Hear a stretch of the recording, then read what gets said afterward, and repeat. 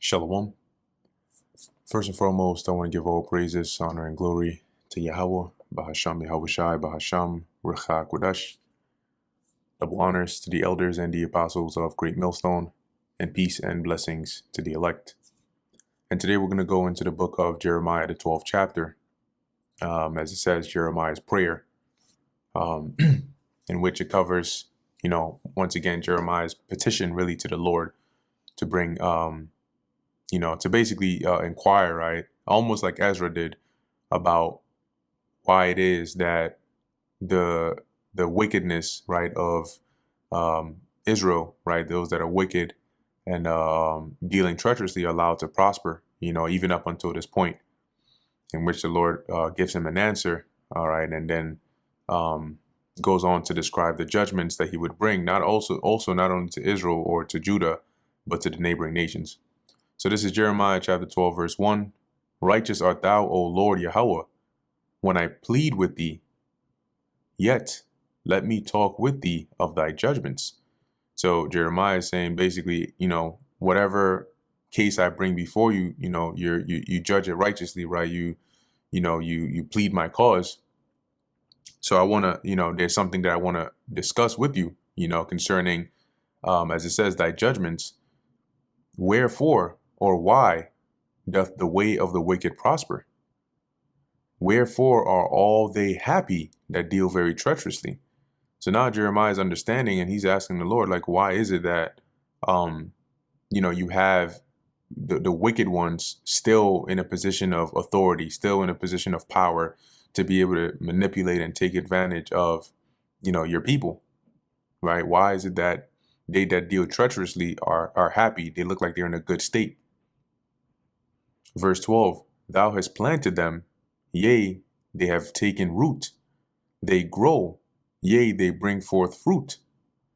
Thou art, so like, you've allowed them to grow, right? And likening them onto a tree to grow, to so-called flourish, right? As it says, to take root, to grow and bring forth fruit. And though their fruit is a corruption, thou art near in their mouth. And what that means is they're quick to mention the name of the Lord.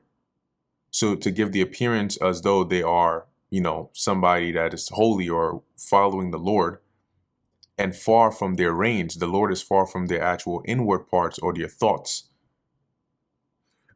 Basically highlighting their hypocrisy, right? As it says here, you have planted them and they have taken root and prospered. Your name is on their lips, but you are far from their hearts. But thou, O Yahweh, knowest me. Thou hast seen me and tried mine heart toward thee, right? So you know me. You've proven me, right, to be a worthy, upright servant. Pull them out like sheep for the slaughter, right? So set them up, like the image of sheep that are in the sheep pen. And, to say the shepherd or the owner comes and he's trying to have a banquet or whatever, they'll select the sheep and then they'll separate them from the rest of the flock, obviously, whether the sheep wants to go or not. And they would go and slay them, right, for preparing them. So the Lord is saying here, Jeremiah is asking the Lord to do that to them, pull them from the congregation and slaughter them like sheep and prepare them for the day of slaughter. How long shall the land mourn and the herbs of every field wither for the wickedness of them that dwell therein? Meaning, because of the wickedness of, these Israelites and the things they were doing, it warranted the judgment of the Lord in terms of things like famine, and droughts and so on. Hence, the land would mourn, right? The herbs or the grass would wither away because of the lack of rain as a form of judgment for their wickedness. The beasts are consumed because they have nothing to eat, and the birds because they said, he shall not see our last end, right? And that last part, he shall not see our last end, is them speaking mockingly about the Lord not basically knowing, how things are going to turn out for them, right? In terms of them speaking reproachfully concerning the prophecies that Jeremiah was saying that, hey, the Lord says this is what's going to happen to you. They didn't believe that. So they're saying, no, you don't, who are you, right? You can't dictate what's going to happen to us. And by fortifying their wickedness in that mindset, they continue to do more wickedness. And the Lord continued to bring these plagues upon them, causing even the land and the animals to suffer. Verse 5. So this is what Jeremiah's complaint is to the Lord. And the Lord replies, if thou hast run with the footmen, and they have wearied thee, then how canst thou contend with horses? And what the Lord's reply here was, what you're dealing with compared to what you're about to have to still go through, this is likened on to running a race against the footmen. And if you're already, having trouble with this, how are you going to deal with what comes next, basically? Okay, as it says, contend with horses. And in this case, Jeremiah was starting to see the full picture now and starting to taste the bitterness of this role, having his, relatives and family members and those of his city come against him. But that was really him contending or running with footmen, because as we read later on in the chapter, eventually this would get to the point where even the nobles, right, the king and so on, would hear word and they would seek after his life. And that would be contending with the horses. So the Lord is basically telling him, like, you have a great deal, right, a great while still to go. And if this is what's bothering you, how are you going to endure what comes next? And if in the land of peace, wherein thou trustest, they wearied thee, then how wilt thou do in the swelling of Jordan? And what it's saying here is, like, compared to what comes next, which would be likened unto the swelling of Jordan. The swelling of Jordan is basically the region or the portion of the Jordan River. And around there you had, like, for example, wild lions and bears and so on and so forth that would come out from that area. So the Lord is saying here, what you're dealing with now is likened onto, a land or a terrain you're familiar with, versus what you're going to have to deal with, which is likened onto the unsureties and the dangers of that region of Jordan. I'm going to pull this up in the in another translation. NLT, for example, this is not bad. Or even NIV. It says, if racing against mere men makes you tired, how will you race against horses? If you stumble and fall on open ground, what will you do in the thickets near the Jordan? Verse 6. For even thy brethren and the house of thy father, even they have dealt treacherously with thee. Yea, they have called a multitude after thee. Believe them not, though they speak fair words unto thee. And basically, as the Lord is saying here, right, continuing in the same thought of verse 5, is that, look, as part of the job that I've brought you here to do, right, and the things that you're going through, this shouldn't be something that's shocking to you, right? Because even your brethren, your relatives, right, as it says, even thy brethren and the house of thy father, which would be his relatives, even they have dealt treacherously with thee. Because remember that what Jeremiah was teaching and him, speaking the words of the Lord, because Israel wasn't, they weren't seeking after the Lord in sincerity, the things that Jeremiah was saying, you had a lot of people that came against him for that, which included even his relatives. So that the Lord was even warning him about that, to say, hey, be cautious even of those that you may think are close to you, no matter what they say to you. This is what's really going on in their heart. That's why he says they've dealt treacherously with thee. So they may sound like they're on your side, but inwardly they're actually not. Okay, and you're going to find out very soon. It says, yea, they have called a multitude after thee, which is like another way of saying they've raised complaints about you, right? And you would think, like, damn, all right, that's my family. At least even if the city comes against me, they would have my back. But behind the scenes, that's not the case, right? It says, believe them not, though they speak fair words unto thee. So they may speak fair words, like they may speak in a way where it sounds like they're supportive of you, but in actuality, they're not. All right, so let's read this in the NLT. Even your brothers, members of your own family, have turned against you. They plot and raise complaints against you. Do not trust them, no matter how pleasantly they speak. And this is like, behind your back, they may be like adding. So if there are already people that were against Jeremiah, and now you have even those of your relatives that are adding on to that fire, but when you're around, they make it seem like, oh, they're with you, but behind the scenes, they're really like, yo, yeah, he is a problem, and adding on to word getting out more and more to where now it's like, yo, you damn near got wanted posters all over the place, right? That's I mean, that's just, you know, me giving an example there. Obviously not 100% the case, but you get the point, right? That's what the Lord was saying to Jeremiah, right? So be cautious, be careful. Verse 7, I have forsaken mine house, I have left mine heritage.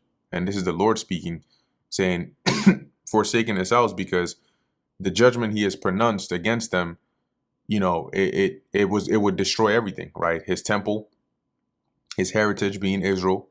So it was likened unto him forsaking them for a moment, as we know, but because their actions warranted this kind of judgment, right? So I have forsaken mine house, I have left mine heritage, I have given the dearly beloved of my soul, which is the nation of Israel, in particular here at this point is Judah, into the hand of her enemies, which would be the Babylonians.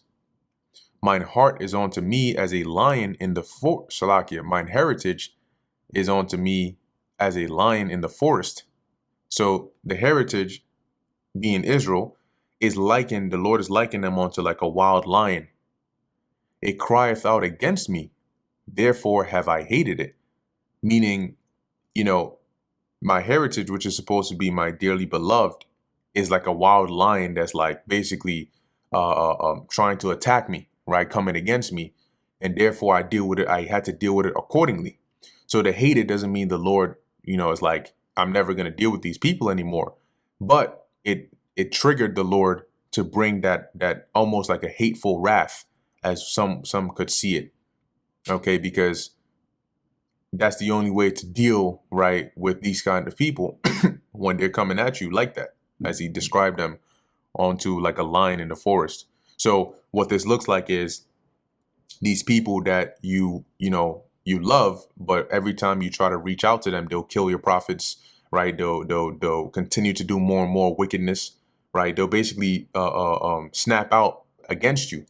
And so the Lord had to treat them with hate or become like an enemy unto them by bringing, you know, the famines, the siege, the enemies, the foreign nations, and so on.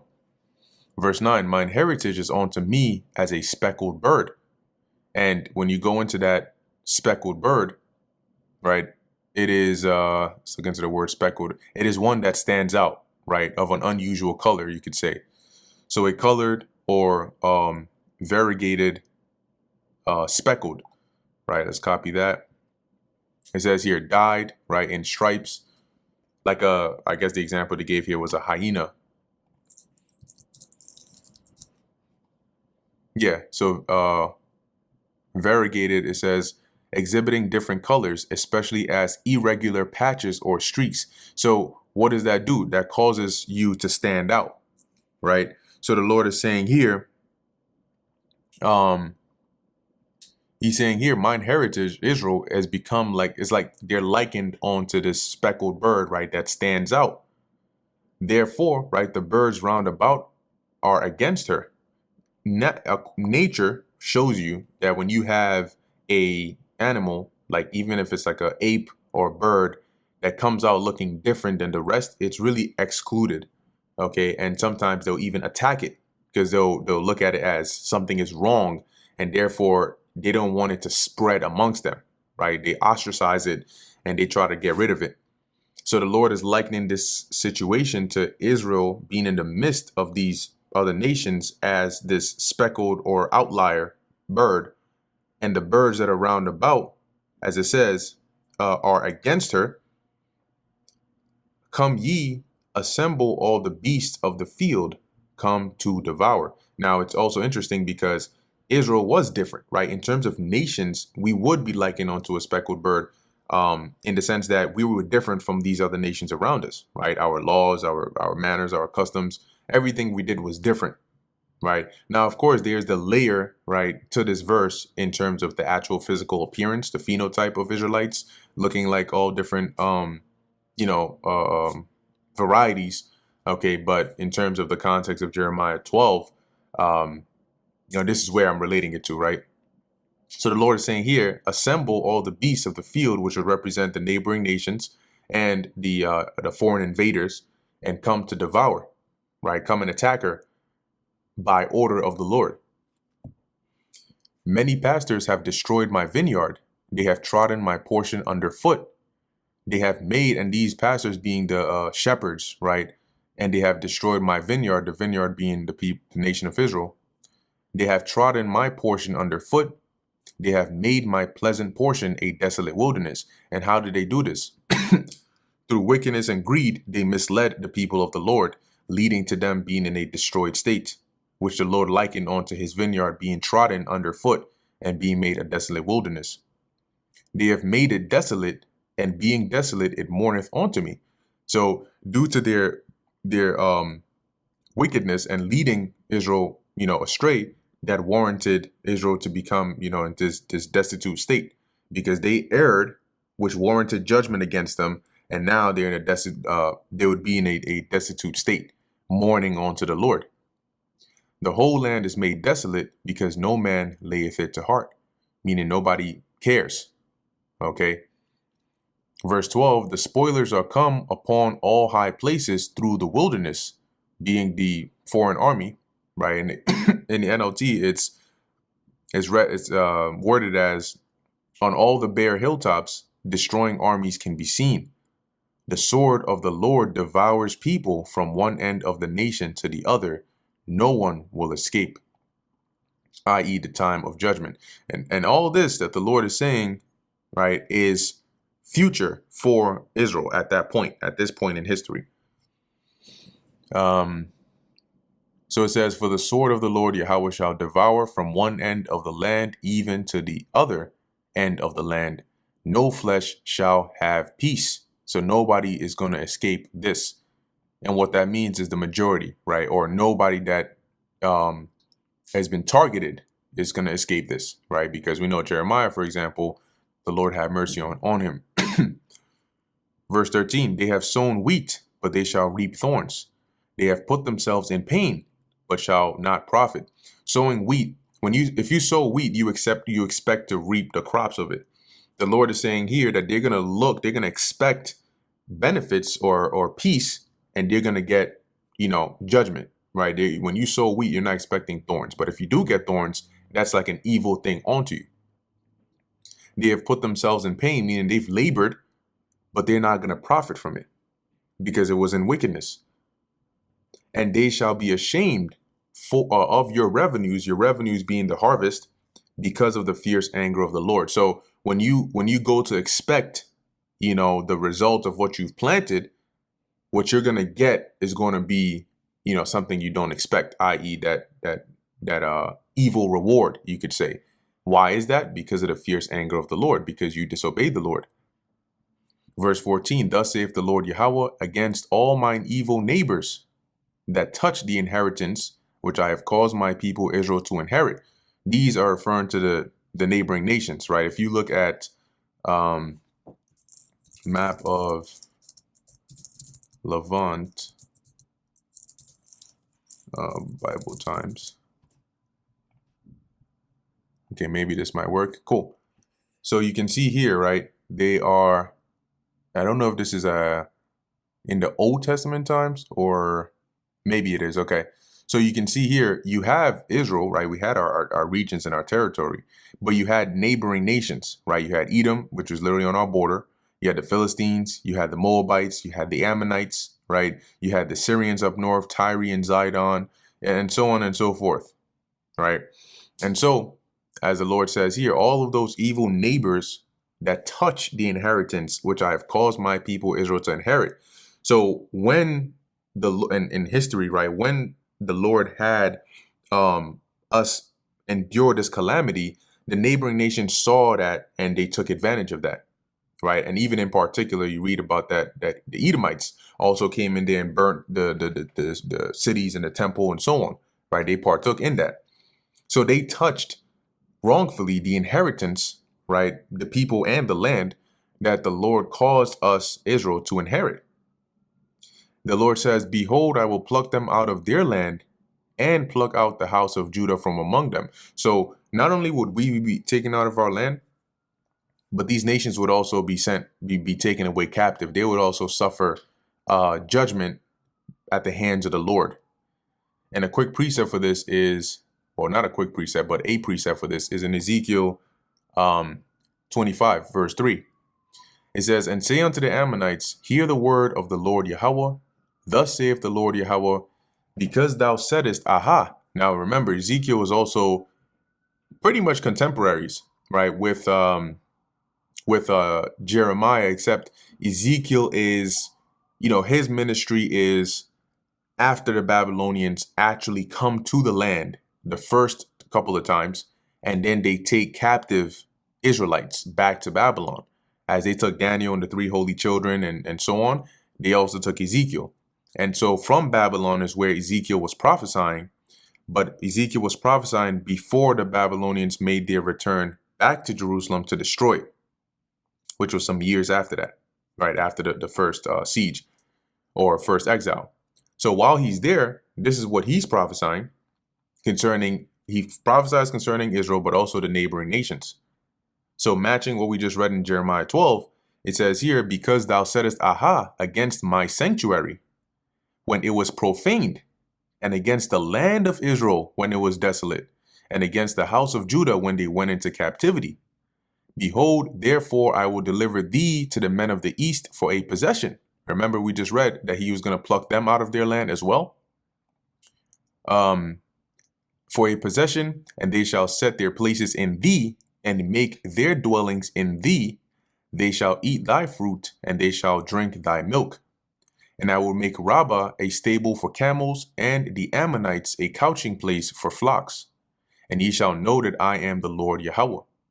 For thus saith the Lord Yahweh, because thou hast clapped thine hands, and stamped with the feet, and rejoiced in heart with all thy despite against the land of Israel. Behold, therefore, I will stretch out mine hand upon thee, and will deliver thee for a spoil to the heathen. And I will cut thee off from the people, and I will cause thee to perish out of the countries, and I will destroy thee, and thou shalt know that I am the Lord. That was Ammon, one of the neighboring nations, right? The evil neighbors. Then Moab, verse 8, thus saith the Lord Yahweh, because that Moab and Seir do say, behold, the house of Judah is like unto all the heathen. So now they become like us. They're weak. Therefore, behold, I will open the side of Moab from the cities, from his cities, which are on his frontiers, the glory of the country, Beth Jeshimoth, Baal Meon, and Kiriath Thaim, meaning the Lord will cause a breach to where the Babylonians would be able to take them over, onto the men of the east with the Ammonites, and will give them in possession, that the Ammonites may not be remembered among the nations.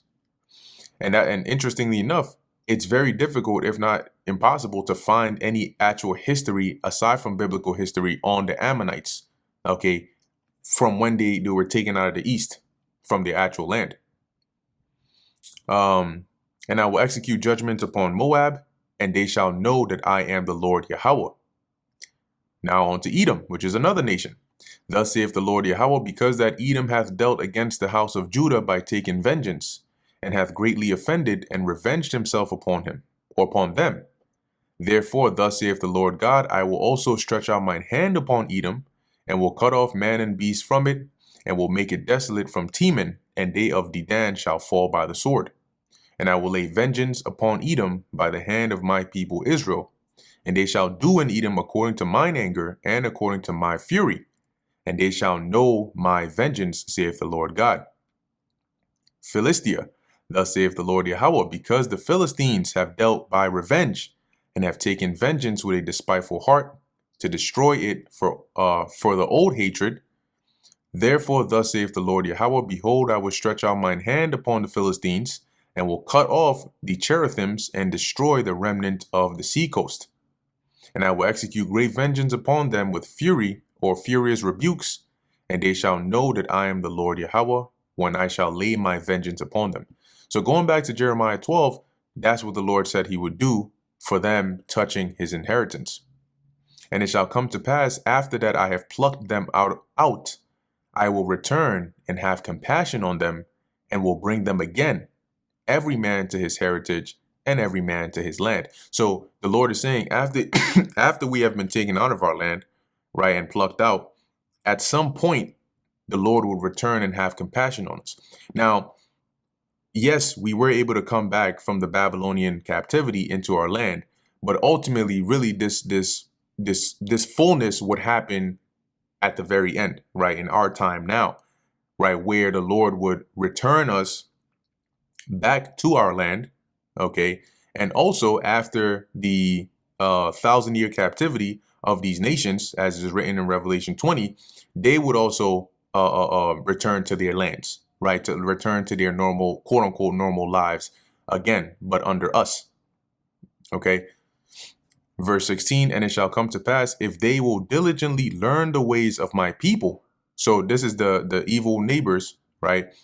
If they will learn the ways of Yahweh Ba'ashem Yahweh Shai, to swear by my name, the Lord Yahweh liveth, as they taught my people to swear by Baal. So just as they taught us the ways of the heathen, right, as we learned, the idolatry from them, if in that time, and this is when we are in authority, we are in rulership, the nations that basically make themselves subservient and serve us and follow the ways of Yahweh Ba'ashem Yahweh Shai, just as they taught us to follow the ways of Baal, the nations that do that, as it says, then shall they be built in the midst of my people.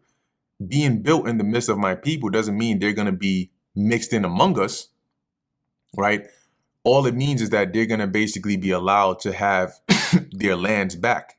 So the midst of my people really is just them being in their respective lands, right? Their heritage, which is in the region of where our land is as well, right? As I showed here, right? Because you had the Moabites land here, the Ammonites land here, the Edomites land here, and so on, though Esau is going to lose his land, right?